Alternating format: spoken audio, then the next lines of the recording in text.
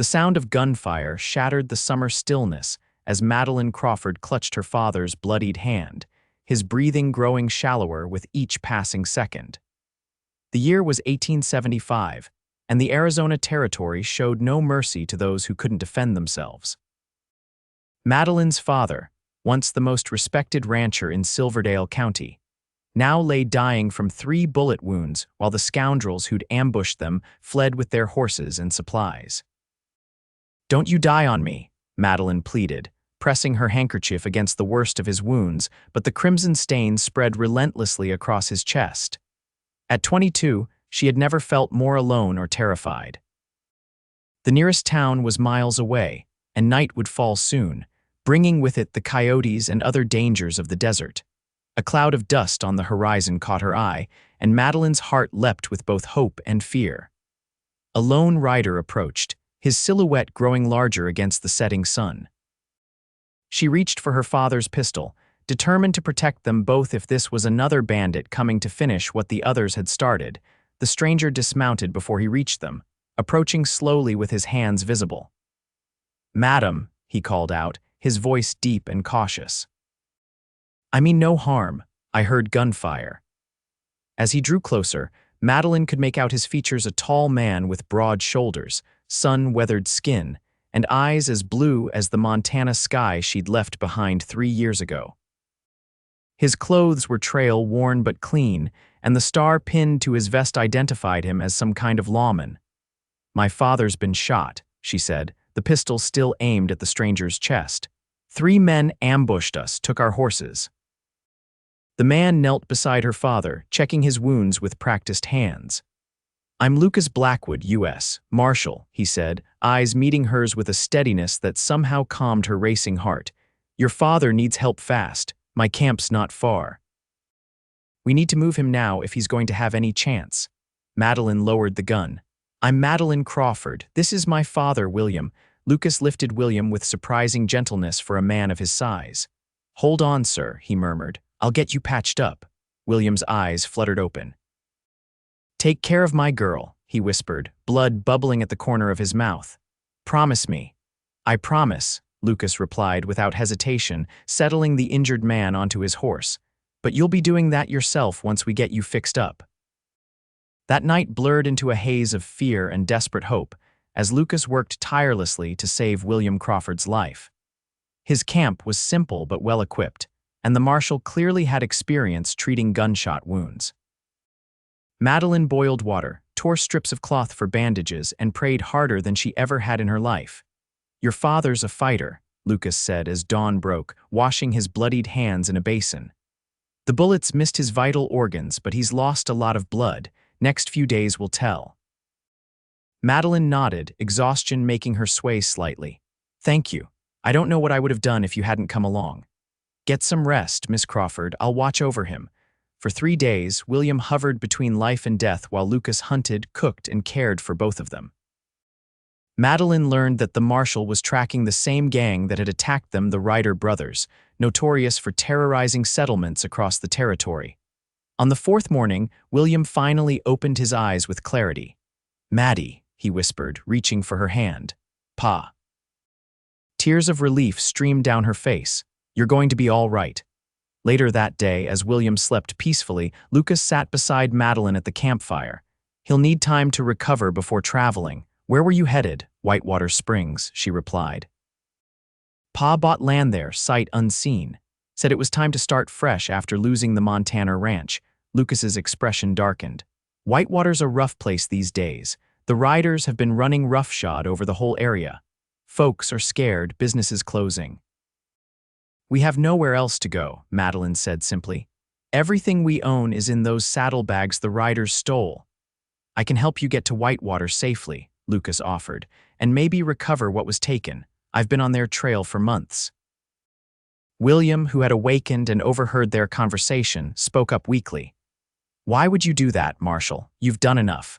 Lucas turned to the older man. "Because I gave my word, sir, and because no one should face the Ryders alone." What Madeline didn't know then was how those words would change the course of her life and her heart. 2 weeks later, William was strong enough to travel slowly. Lucas fashioned a travois for his horse to make the journey easier for the injured man. Madeline rode double with Lucas, acutely aware of his solid presence behind her, his arms occasionally brushing hers as he handled the reins. "Tell me about Whitewater," she requested, as they made their way across the rugged landscape. "It started as a mining town about 10 years back," Lucas explained. "Silver played out quick, but good water and fertile land kept folks around. It could be a fine place again if the Ryders weren't terrorizing everyone." "And what about you, Marshal? What brings you to this part of the territory?" There was a pause before he answered. "Justice, the Ryders killed my partner 6 months ago, shot him in the back while we were serving warrants." The bitterness in his voice touched something in Madeline. "I'm sorry, were you close, like brothers? We rode together for 5 years." His voice softened. "But that's not your burden to carry, Miss Crawford." "Madeline," she corrected. "After all you've done, I think we're past formalities." She felt rather than saw his smile. "Madeline then, and I'm Lucas to my friends." The journey took 4 days, during which Madeline found herself increasingly drawn to the quiet Marshal. He was unlike any man she'd known, capable and strong, yet gentle when tending to her father. He spoke little of himself, but when he did share stories of his life, she hung on every word. Lucas had grown up on a ranch in Texas, joined the Union Army at 17, and became a lawman after the war. He'd spent the last 8 years chasing outlaws across the frontier, rarely staying in one place for long. "Don't you get lonely?" she asked one night as they sat by the campfire, her father already asleep. Lucas stared into the flames. Used to think being alone was safer, less to lose that way, and now, his eyes met hers across the fire. "Now I'm not so sure."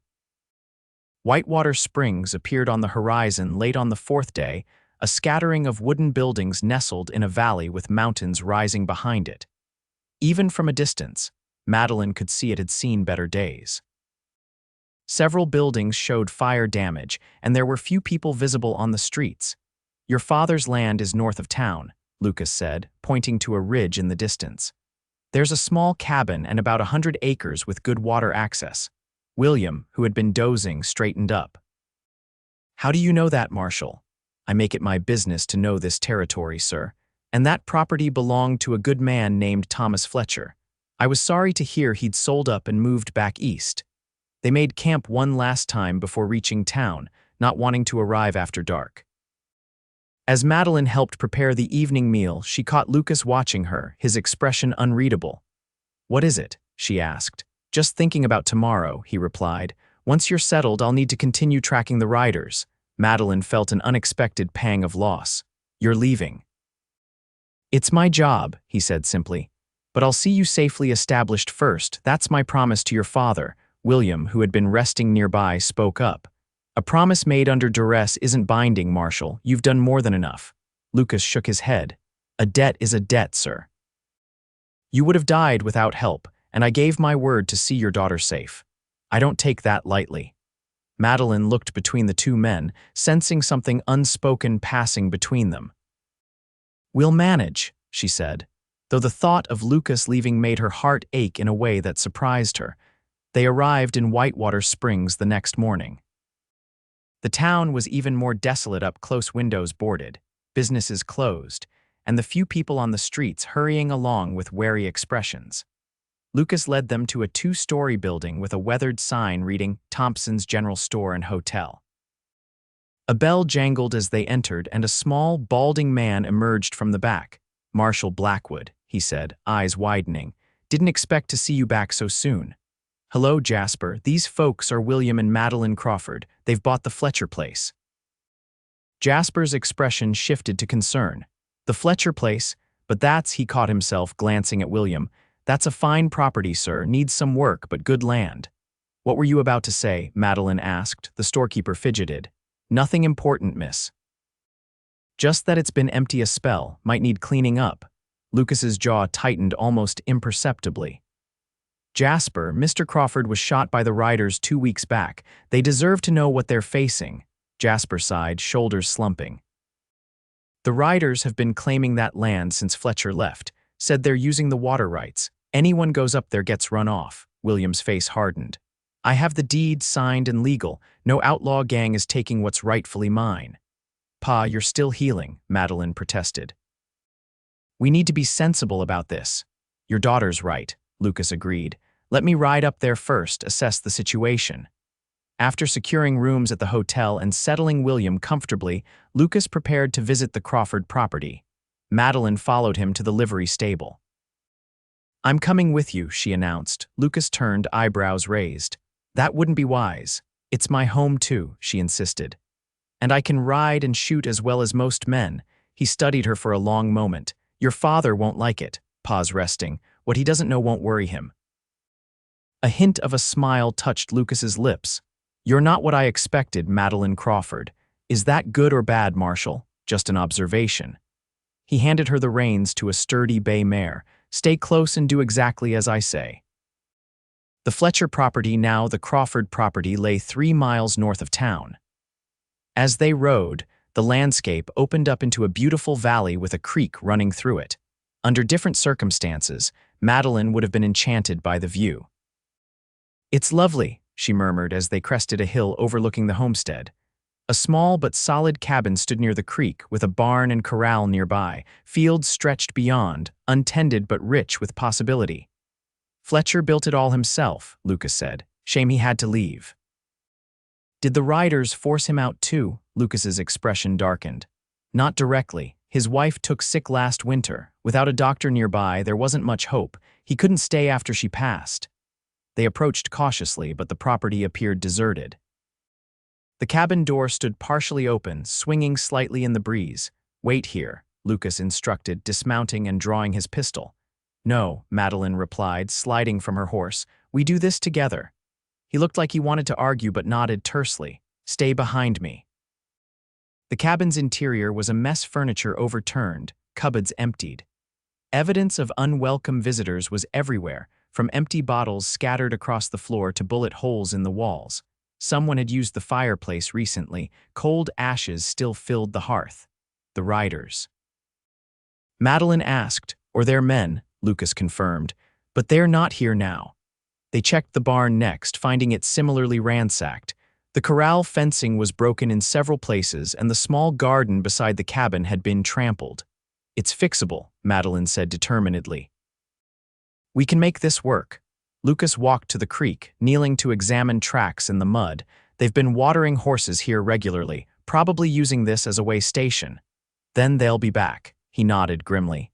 Yes, and they won't take kindly to finding new owners. As if summoned by his words, the sound of approaching horses reached them. Lucas grabbed Madeline's arm, pulling her toward the cabin. Inside, quickly. They watched through the window as 3 Ryders approached rough-looking men with rifles across their saddles. They pulled up short when they spotted the fresh hoofprints and Madeline's and Lucas's horses tied nearby. Hello, the house, one called out. Show yourselves. Lucas touched Madeline's shoulder. Stay here, let me handle this. Before she could protest, he stepped outside, hand resting near his pistol but not drawing it. Afternoon, gentlemen. Something I can help you with, the leader, a bearded man with a scar across his cheek, scowled. Marshal Blackwood, heard you were sniffing around these parts again. Just escorting the new property owners, Lucas replied evenly. This land's been legally purchased by the Crawford family. The men exchanged glances. Ain't what Mr. Ryder says. He's claimed this water access. Mr. Ryder doesn't own this land and never did, Lucas countered. If he has concerns about water rights, he can take them to the territorial court, the bearded man spat. We don't need no court to settle our business. You tell these Crawfords they got 2 days to clear out or they'll regret it. Madeline had heard enough. She emerged from the cabin, shotgun in hand. You can tell Mr. Ryder himself, she said coolly. This is Crawford land now. Lucas's expression remained neutral, but she sensed his tension. The 3 Ryders assessed her, and the leader's mouth twisted into an ugly smile. Well, ain't you a spirited one? Maybe we should take you to see the boss personally. Lucas stepped forward, his stance changing subtly. That's not happening. Deliver your message and ride on. Something in his voice, or perhaps the cold look in his eyes, made the men reconsider. The leader shrugged. 2 days, he repeated. Then we'll be back with more than just words. They wheeled their horses and rode away, leaving a cloud of dust in their wake. "That was foolish," Lucas said once they were gone. "You could have been hurt." "I'm not afraid of bullies," Madeline replied, though her hands shook slightly as she lowered the shotgun. "The Ryders are more than bullies, Madeline. They're killers." His voice softened. "I understand your determination, but we need to be smart about this." Back in town, William was furious when he learned what had happened, both about the Ryders' threat and Madeline's confrontation. "You had no business putting yourself in danger," he scolded. "I had every business seeing our new home," she countered. "And we can't let these outlaws intimidate us." William looked to Lucas. "What do you suggest, Marshal?" Lucas had been quiet since their return, his expression thoughtful. "The Ryders are cautious about direct confrontation with the law. That's why they operate through intimidation. If I stay on your property for a while, they might think twice about making good on their threats." "You have other duties," William pointed out. "Your pursuit of justice for your partner." "The Ryders killed him," Lucas replied. "Staying here serves both purposes." Madeline felt a surge of relief at his words, though she tried not to show it. "What about the town? Why doesn't anyone stand up to them?" "Fear," Lucas said simply. "The previous sheriff left after his deputy was killed. Mayor's too scared to request a replacement. Most folks just try to keep their heads down and survive." "That's no way to live," she said fiercely. Lucas's eyes met hers. "No, it's not, but change takes courage, and courage is in short supply when people have families to protect." The next morning, they began the work of reclaiming the Crawford property. William insisted on coming along despite his still healing wounds, and Jasper Thompson provided a wagon loaded with supplies, seed, tools, and necessities to make the cabin livable again. "Town's behind you folks," Jasper said quietly as they loaded the last crate, "even if they're too scared to show it yet." The first week was exhausting but satisfying. They cleared the cabin, repaired broken furniture, and began mending fences. Lucas worked alongside them from dawn till dusk, his strength and skills proving invaluable. Madeline found herself watching him when he wasn't looking, the way sunlight played across his features, how his hands moved with surprising delicacy when the task required it. At night, Lucas insisted on standing guard while they slept. "The Ryders won't have forgotten their deadline," he explained. "They're watching, waiting for an opportunity." "You need rest too," Madeline argued one evening as he prepared for another night of vigilance. "I'm used to it," he replied with a small smile. 5 years in the army teaches a man to sleep with one eye open." She brought him coffee later, finding him seated on the porch steps, his rifle across his knees. The night was clear, stars scattered like diamonds across the sky. "It's beautiful here," she said, settling beside him. "I can see why you love this territory." Lucas accepted the coffee gratefully. "It gets in your blood, the openness, the freedom." "Is that why you became a marshal, for freedom?" He considered the question. "Partly. After the war, I needed purpose. Upholding the law seemed a good way to use the skills I'd learned." "And is it? A good life?" His eyes met hers in the darkness. "It's a lonely one most times, always moving on, never putting down roots." "You could change that," she suggested softly. "If you wanted to." For a moment, something flickered in his expression, longing, perhaps, then he looked away. "Some men aren't made for settling down, Madeline." "I don't believe that," she replied. "Everyone wants somewhere to belong." They sat in companionable silence until William called from inside, needing help with his bandages. As Madeline rose to go, Lucas caught her hand briefly. "Thank you," he said, "for the coffee and the company." His touch lingered in her mind long after she'd gone inside. The Ryders made their move 3 days later. Madeline was hanging laundry when she spotted dust on the horizon, at least a dozen Ryders approaching fast. She dropped the wet sheet and ran for the cabin. "They're coming," she called. "Lots of them." Lucas was immediately alert, checking his weapons. "Get your father to the cellar. There's a trapdoor in the pantry." William, who had been regaining his strength daily, shook his head. "I won't hide in my own home." "Pa, please," Madeline pleaded. "You're not fully healed." "Listen to your daughter," Lucas urged. "I can handle this better if I'm not worrying about both of you." Reluctantly, William allowed Madeline to help him to the cellar. "Be careful," she told Lucas before closing the trapdoor. "Don't try to be a hero." His smile was grim, never been accused of that before. From the cellar, Madeline could hear muffled voices as the Ryders arrived. Her father gripped his shotgun, listening intently, while she found herself praying for Lucas's safety with an intensity that surprised her. Above, Lucas stood on the porch as the Ryders approached. He recognized Hank Ryder at their head, the middle brother and the most volatile of the three. Beside him rode the scarred man from their previous encounter, Marshal Blackwood, Hank called, reining in his horse. "Heard you taken up as a hired gun for these squatters, Mr. Crawford purchased this land legally," Lucas replied evenly. "I'm just making sure the law is respected." Hank laughed, a harsh sound. "Law out here, we make our own law. That approach has a limited future, Hank.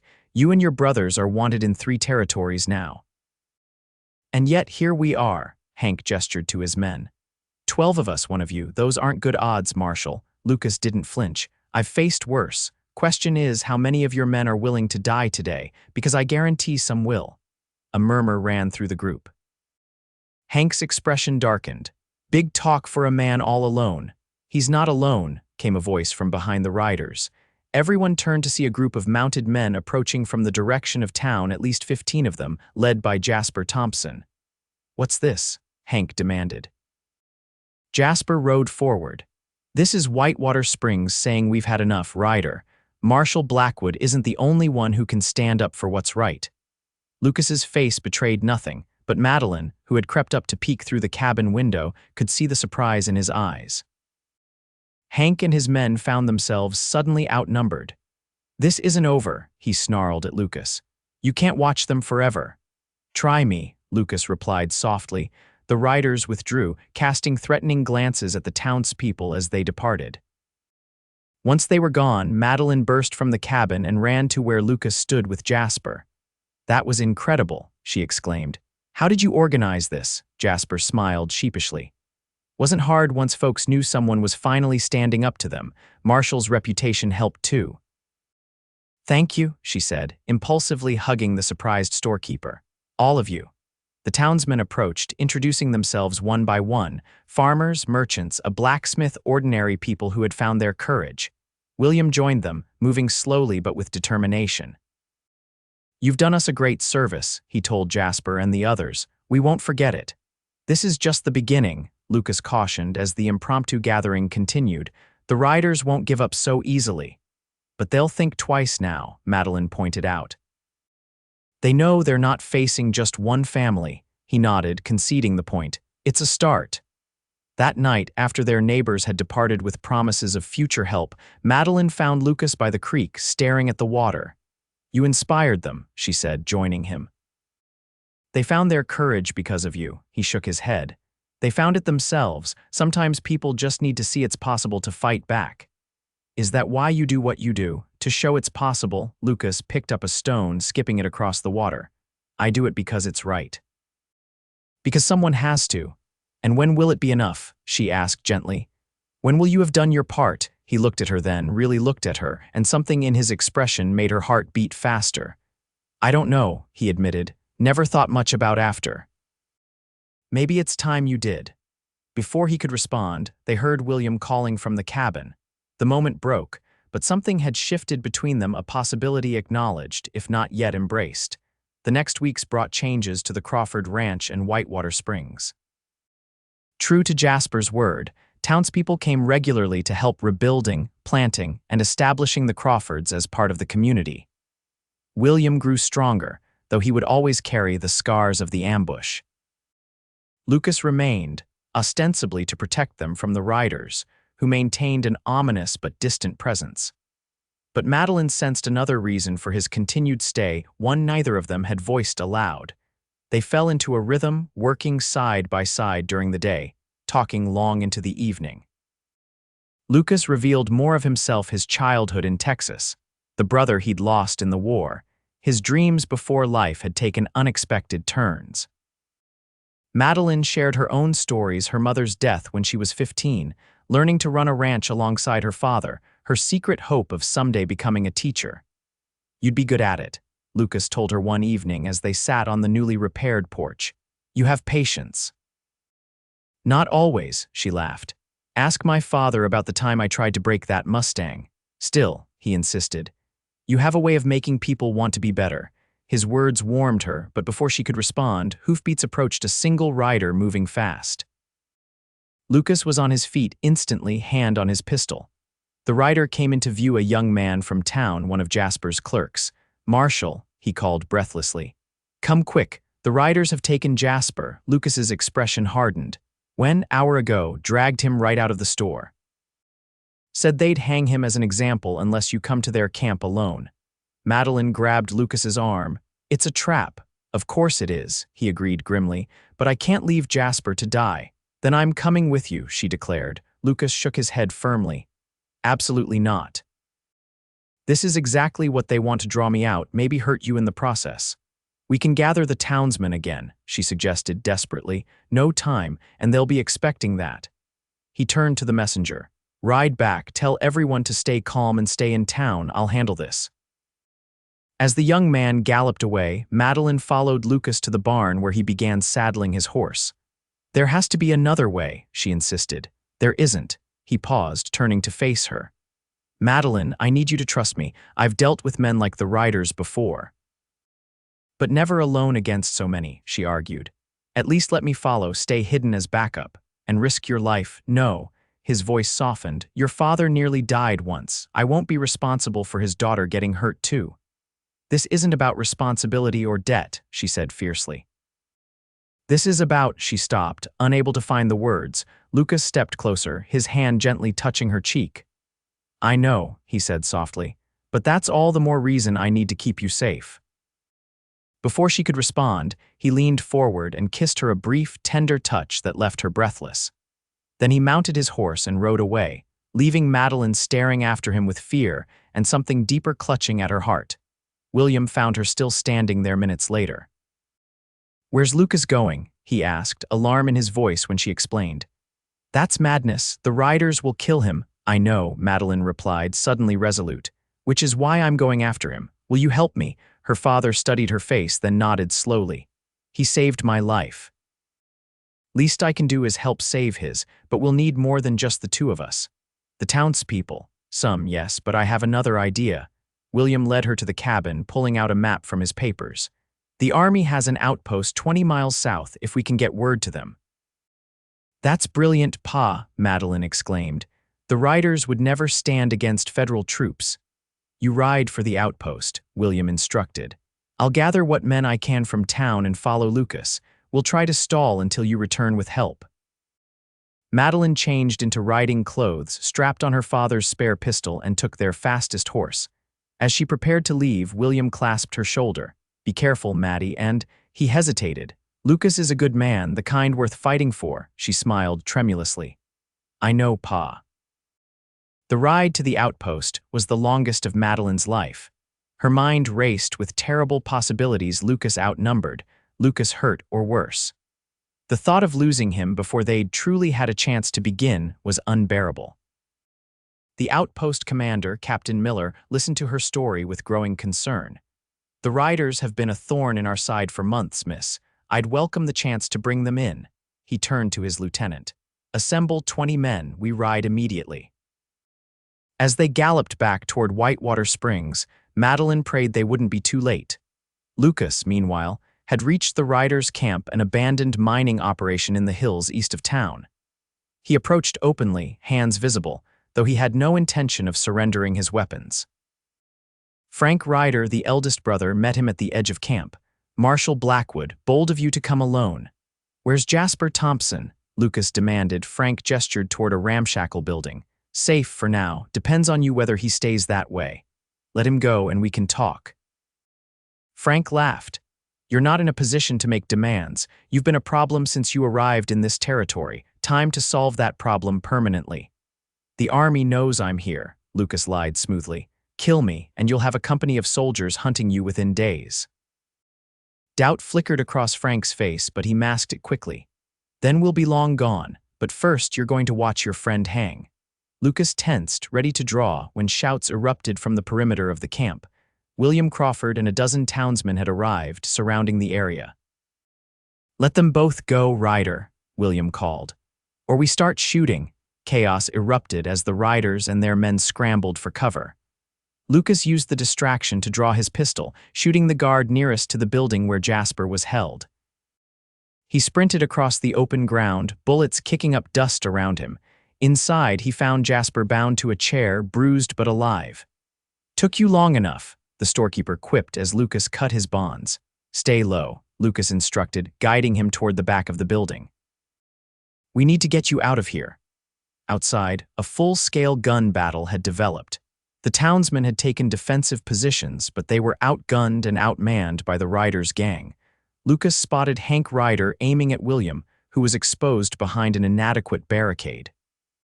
Without hesitation, Lucas fired, his bullet catching Hank in the shoulder and spoiling his shot. "Blackwood," Frank Ryder roared, spotting Lucas. "This ends now." Lucas pushed Jasper toward safety and turned to face the outlaw leader. "You're right about that." What happened next seemed to unfold in slow motion. Frank drew with impressive speed, but Lucas was faster, a lifetime of practice condensed into a single crucial moment. His first shot caught Frank in the chest. The outlaw staggered but managed to fire, his bullet grazing Lucas's side before a second shot from Lucas's gun ended the confrontation permanently. With their leader down, some of the gang surrendered while others fled into the hills. William and the townsmen rounded up those who remained. Lucas pressed a hand to his bleeding side, the adrenaline fading and pain taking its place. He looked up to see William approaching. "That was reckless," Lucas admonished. "You could have been killed." William shrugged. "Couldn't let you have all the glory. Besides, Maddie would never forgive me if I let anything happen to you." "Where is she?" Lucas asked, suddenly alarmed. "Safe. She rode for the army outpost south of here. Should be returning with reinforcements soon." Relief washed over Lucas, followed quickly by concern. "She shouldn't have put herself at risk." William gave him a knowing look. "That girl's got a mind of her own, especially when it comes to people she cares about." Before Lucas could respond, the distant sound of hoofbeats announced the arrival of Captain Miller and his troops with Madeline riding alongside them. Her eyes scanned the scene frantically until she spotted Lucas, alive but wounded. She dismounted before her horse had fully stopped, running to him. "You're hurt," she said, gently touching the blood-stained fabric of his shirt. "It's nothing," he assured her. "Just a graze." Her relief gave way to anger. "You promised to be careful. You could have been killed." "I had to try," he said simply. "For Jasper, for the town, for you, for me," she repeated softly. He nodded, suddenly finding it difficult to meet her eyes. "Everything I've done since finding you and your father that day has been for you, Madeline." Captain Miller approached, interrupting the moment. "Marshal Blackwood, seems you've done most of our work for us." "Just doing my job, Captain," Lucas replied, straightening despite his wound. "Well, your job is impressive. We've been after the Ryders for months." The captain turned to survey the prisoners. "We'll take them to Fort Benson for trial." As the soldiers secured the outlaws, Madeline insisted on tending to Lucas's wound. They sat in the shade of a boulder while she cleaned and bandaged his side with supplies from the army medic. "You shouldn't have come after me," Lucas said softly, "and you shouldn't have gone alone," she countered. "We're even," he smiled despite himself. "You're the most stubborn woman I've ever met." "Good." She finished the bandage and sat back to examine her work. "Because it takes a stubborn woman to love a stubborn man." Lucas's breath caught at her words. "Madeline, no," she interrupted. "Let me finish. I know you feel bound by your promise to my father. I know you think your life as a marshal means you can't have more. But you're wrong, Lucas. What I've seen these past weeks is a man who belongs somewhere, with people who care about him, with someone who loves him." He reached for her hand, his calloused fingers entwining with hers. "I've spent years hunting men like the Ryders, moving from town to town. Never staying, never allowing myself to want more. And now I find myself wanting things I never thought possible." His blue eyes held hers. "A home, a future, you," she smiled, tears of joy threatening. "Then take them, take me." Lucas leaned forward, ignoring the pain in his side, and kissed her, not the brief touch from before, but a kiss that spoke of promise and passion and possibility. Their return to Whitewater Springs was triumphant. The town gathered to celebrate the end of the Ryders' reign of terror, with Jasper Thompson leading the festivities. Captain Miller promised regular patrols to ensure no new outlaws filled the vacuum left by the gang. In the days that followed, Lucas wrestled with his future. His duty as a marshal called him to move on, but his heart urged him to stay. Madeline gave him space to decide, though her feelings were clear in every look, every touch they shared. One evening, a week after the confrontation with the Ryders, Lucas rode to the territorial office in the nearest large town. When he returned 2 days later, he found Madeline in the garden behind the cabin. "I've been thinking," he said, dismounting and approaching her, "about what comes next." She set down her basket of vegetables, heart racing. "And what did you decide?" "I spoke with the territorial governor." He took a deep breath. "Whitewater Springs needs a sheriff, someone who knows the area, who the people trust." Madeline's eyes widened. "You're staying." He nodded, a smile spreading across his face. "If that's what you want." "It's all I want," she whispered, stepping closer. Lucas reached into his pocket, withdrawing a simple gold band. "Then there's one more thing I need to ask you." William Crawford gave his blessing without hesitation. "You've more than repaid any debt," he told Lucas. "Saving my life was one thing, making my daughter happy is worth far more." They were married in Whitewater Springs' small church 2 weeks later, with Jasper Thompson giving the bride away while William, still recovering but improving daily, watched proudly from the front pew.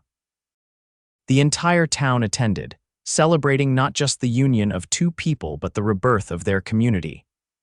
"I never expected this," Lucas confessed that night as they stood on the porch of their home, the cabin that was now truly theirs, William having decided to build a smaller place nearby. "When I found you and your father that day, I was just doing what needed to be done." "Sometimes the things we don't expect are exactly what we need," Madeline replied, leaning against him as they gazed at the stars. "I came west looking for a new beginning. I found so much more." Lucas's arm tightened around her waist. "I promised your father I'd guard your heart, never thought it would become mine to keep." "The best kind of promise," she murmured, turning in his embrace, "the kind that lasts forever."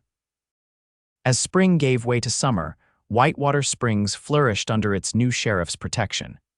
Businesses reopened, new families arrived, and plans were made for a school with Madeline as its teacher. On their first anniversary, Lucas took Madeline to the spot where they had first met, now marked with wildflowers rather than painful memories. "I rode through here that day by chance," he said as they shared a picnic lunch. "If I'd been an hour earlier or later."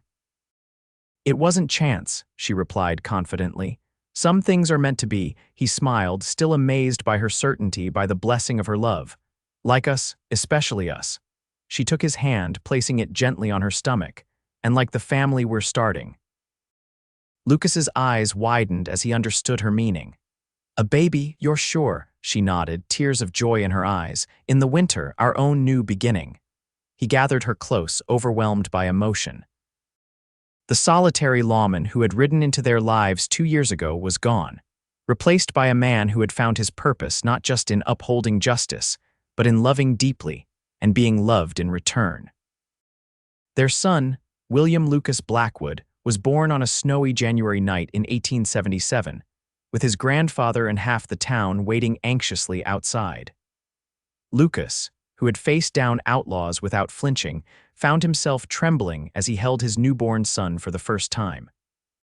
"He has your eyes," Madeline said tiredly, her face glowing with happiness despite the difficult birth. "And your spirit, I'd wager," Lucas replied, carefully returning the baby to her arms. "Poor child won't stand a chance against that combination." She laughed, the sound as precious to Lucas as their child's first cry had been. "I hope he has your heart," she said more seriously, "your courage and your kindness." Lucas sat beside her on the bed, arm around her shoulders as they marveled at their creation. "I love you, Madeline Blackwood." "More than I ever thought possible." "I know," she said simply. "I've always known." As their son grew, so did Whitewater Springs. Lucas remained sheriff, respected and admired throughout the territory. Madeline divided her time between teaching and raising their growing family. William was joined by a sister, Sarah, in 1879, and another brother, James, in 1881.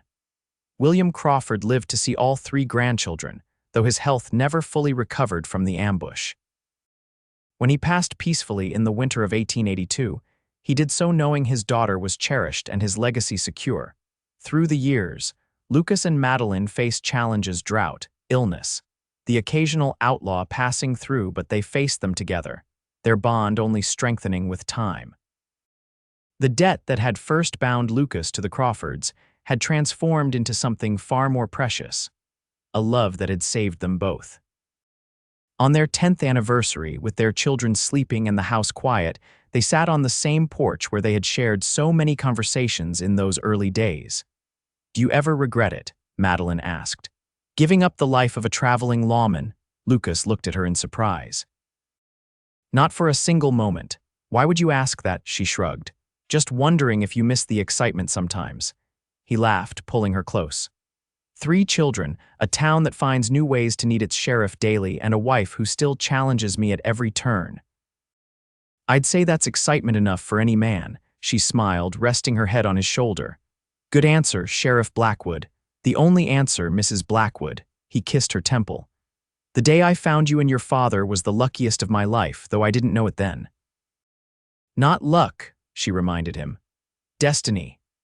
As the stars appeared above their home, the home they had built together from a ransacked cabin, and a promise Lucas Blackwood reflected on the strange turns life could take. He had ridden to the aid of strangers out of duty, stayed to protect them out of honor, and found in the process the greatest treasure a man could hope for, a heart to guard that would guard his own in return until the end of their days.